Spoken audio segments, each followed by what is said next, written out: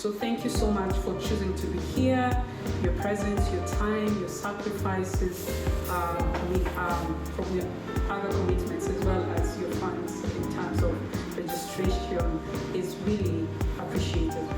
And above all, we really want to thank God, and because this journey, the Exchange and Visit program, Ambi Light Up, we are 3 years old, but the Exchange and Visit program is starting this year, and it was conceptualized last year. And we really thank God because He has carried us to this far, and we are looking into seeing how we can grow, how we can exchange, how we can internalize and interact with each and every person, so that the network that we build can be our main source for growth, not only for communities, but also for our nation, Kenya. We really need it, because everywhere I go, people are like, and it's true, our life is hard, but I believe the Ubuntu spirit that our elders used to have, the old people used to have. If you have milk, I have chickens, I don't have to have the funds, we can interchange that, and life continues. It's the same Ubuntu spirit we are trying to bring about with the Exchange and Visit program. You don't have to be inside your own bubble. As much as it's your life, it's also your life to get to be social and interact and grow. And you can only do that once you're able to exchange with another person. And exchange here doesn't really necessarily mean in regards of you are exchanging monetary. The way Sister has mentioned, you can exchange your skills, you can exchange your vision, you can exchange your time. And that is the core essence of the Exchange and Visit program. So there's a lot of inspiration that happens when we come together in forums such as this one, and not just inspirational learning, but alignment, which is very important. When interests are aligned, things move forward.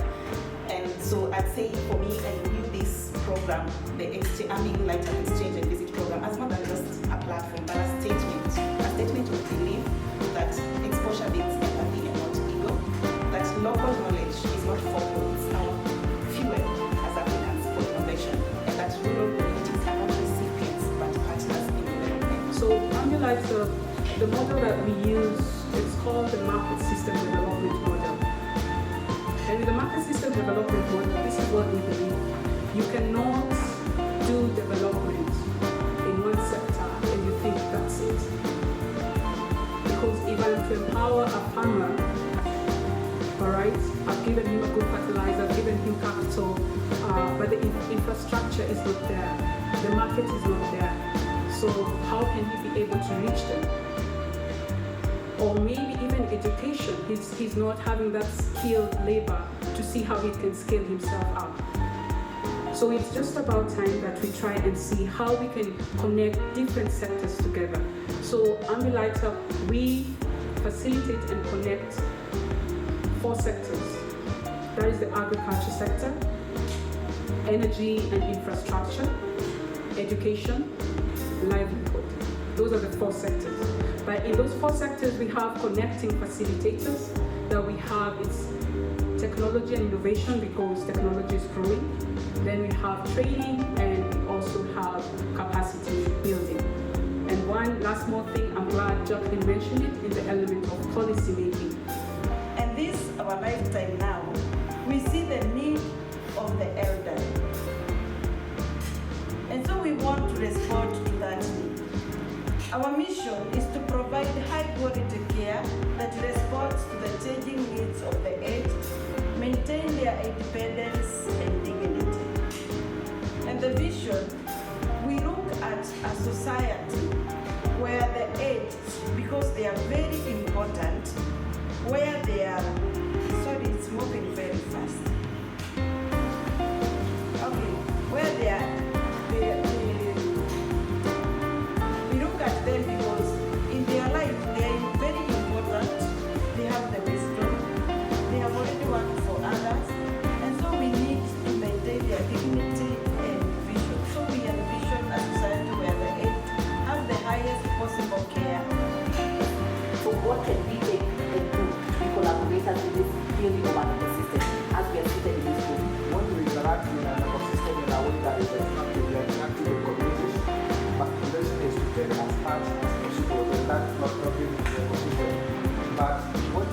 found a bit of new ideas coming from outside, and circularity of the ideas that are there, the resources that are there, then an ecosystem is able to grow. So I mean, as different actors, because I know we are playing differently, there are those who are under development or being developed in communities, there are those who are focusing on making resources available like ACDF, their communities themselves.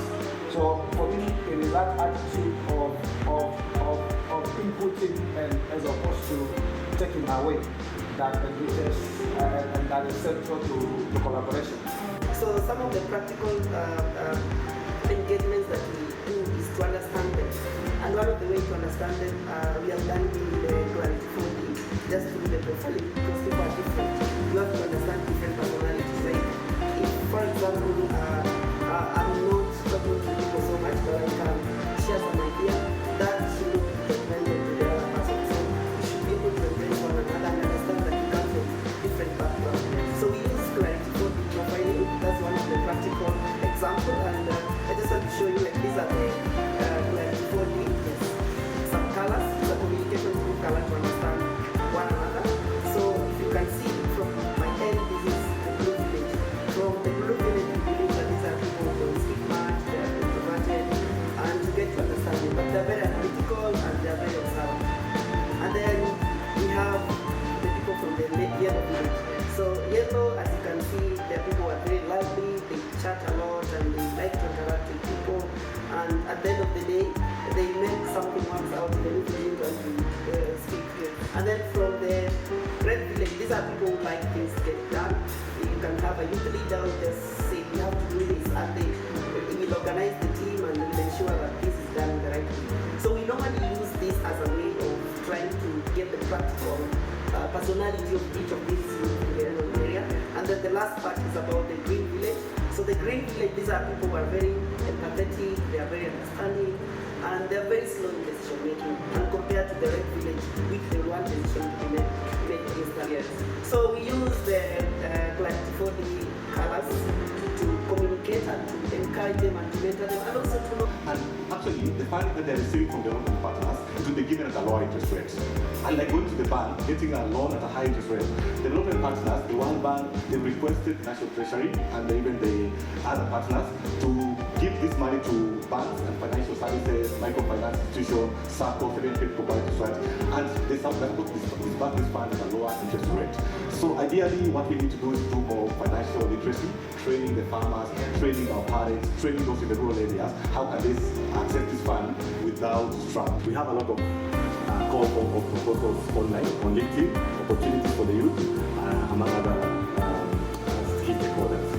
We need to first to be aware of these opportunities. We need to position ourselves strategically. A case example, currently RK Finca projects, together with MasterCard, the World Bank, they are running a lot of projects in Africa. If you go to the LinkedIn and other, you'll be able to see those kind of opportunities. But now, the key thing, including what the government has actually positioned itself, we'll hear from the 2024 budget, 2025, that the budget actually released recently. One of the key focuses was climate action, which aligns with SDG number 13. We have, I think around 17 SDGs. Even globally, the world is positioning itself to accomplish that. So development partners like World Bank, MasterCard Foundation, UNDP, among other key stakeholders, they are trying to support Africa in terms of climate smart investment. So as funders, they are looking at reducing emission globally. And the target is to at least have this below 2 degrees. So, as in other potential investors or potential business owners and entrepreneurs, how do we position ourselves or our business, if you're in the agricultural space, how do we position ourselves in terms of climate action?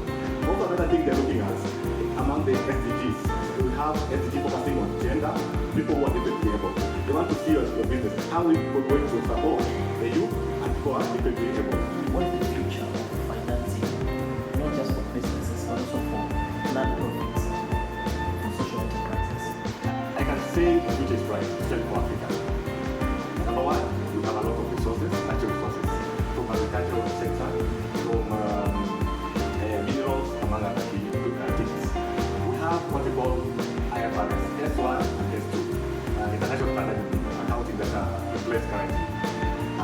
for us now, first one is talking about general disclosures. General disclosures in terms of sustainability. Allow me to go deeper in terms of just a little bit complex. Sustainability now, we're looking at issues with environmental, social, and governance. Going forward, entrepreneurs, companies, if you are doing a financial report, you need to have what you call integrated report, or what you call sustainability report. You need to report, apart from your financials, you need to report like in terms of women. How many women have you employed? How many, in terms of gender aspect, how many youth have you supported? You need to report also issues with the water and waste management. You need to report issues with carbon emission. Like this, what we call scope 1, scope 2, and scope 3. What we are doing is a little bit complex, but we are doing that based on what we call GHG protocol. They provide now metrics of measuring that. Ideally, based on the global standard, IFRS 1 is talking about general disclosures, we need to report those kind of things. My ask and my idea is if you are an entrepreneur and a business and Africa as a whole, we need to position ourselves and see how can we involve women in terms of this kind of our businesses. How can we support the youth? Actually, as part of your business idea, part of your objective or scope of work should be supporting women, youth, who are differently able, and even the old. What do you have in place as we speak that is meant to change the landscape in terms of the approaches that funding partners are using, and possibly move away from, because perhaps you usually get funding from other entities which expect you to operate in a particular way. How are you working around it to change the landscape? Everybody relying at the system is not is not one. So the system is in terms of there are those who have resources and there are those who do not have resources. And there are those who are actually trying to get the resources from the inheritance. And so in all that transaction or everything, and the old system that formed after the World War, which was very top down. And so as this is what we are doing is trying to ensure that whatever we raise here meets funders, whatever we are able to manage to get that is unrestricted, we try to manage the partnership in a way that we do not also add our own restrictions. That is one way. The other way is the place of local resource mobilization. I know it is difficult, yes, it is very rewarding. Sometimes people say this is need to money. But I can tell you, even if I was to go back to collaboration, you will collaborate better. You will have a little bit of more sense of power if you are able to recognize what you have, be it financial resources or be it in kinds or even expertise. Do you think some of these funders or me as this here, you think I know from that corner where that project is happening? So there's somebody who has that knowledge, that expertise, and that is power that they can leverage. And then last is to say that also pushing back. If there is something that many funders in the media do not like to speak to us, I don't want your money because it is restricted. I don't if I can ask when there's so much need for money, but pushing back, I always say pushing back doesn't happen. So as an organization, how do you explain to the people that you're trying to move money? How do you communicate it positively so that you keep their hopes alive, you don't lose them, but at the same time you don't deceive yourself that maybe things are working and then they are not working? And sometimes we just feel like this is too much. Like when I was starting Africa Foundation, I received 100 applications because we wanted to learn tailoring and fashion design. And you know, when you receive that number, you need to have resources. So I thought I saw the space was too small. I didn't have enough resources. So I said, no, you know what I'm going to do? I'm going to use what I have first to get what I don't have. So when we started with one single machine. You know those small machines that they cost about Kenya shillings between 8,000 to 12,000, yeah? And this was donated actually. I didn't buy it. It was donated with one of our partners now. And we had a small space. And we received so many applications. So I said we are going to do this in shift. There are those who will come in the morning, there are those who will come in the afternoon. And because I don't have space, I'll only pick 10 per cohort. But mistake happened. I managed to pick 50 the first cohort. So as I'm growing, the cohorts are reducing. And people are asking me, why are the cohorts reducing? Because I'm learning something as we grow that sometimes it is called quantity. Sometimes quantity don't quality matters. So what I'm doing now is we are transforming the life of a person one at a time. We can learn to say I do not know. We can learn to say I made a mistake. We can learn to say this is amazing. Would you like to do? Would you want to try? We can learn to say how can I help? We can learn to say can you show me how? Those types of languages give us a very good position to share, to learn, and collaborate. I believe that growth is possible to realize when you are actually in need. So you are able to also say, like, I need help. You have to be vulnerable now to get to know when you need help, and you're able to reach out. And that's when collaborations are more intentional, because you become vulnerable enough to accept that you cannot be able to do it by yourself, and you're able to tap on and on with other people who are able also to work with you. And trust me, not everyone will be for you, and probably you'll get criticism and everything, but there's always that one person or two or three who will walk the journey with you, and that is all that you need. First of all, I want to say I also feel like a giver today. So this hope for the future. Another thing, I want to appreciate Ambi Light, the founder. I'm also happy to work with you during this journey. Number two, I would like to say, quote the scriptures. The vision begins for a project time. God stands, wait for you. Another scripture I want to quote, I know the plans I have for you. Plans of peace, to give you a future and a hope. 5, 4, 3, 2, 1. Tunakuona.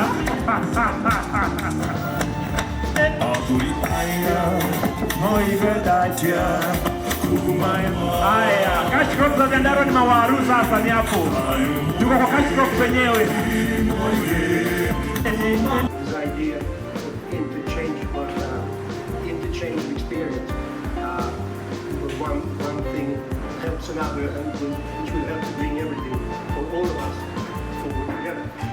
And it's a tremendous source of resources to have access to such a network. So I'm really looking forward to see what is going to happen during the next year. It's going to be very interesting.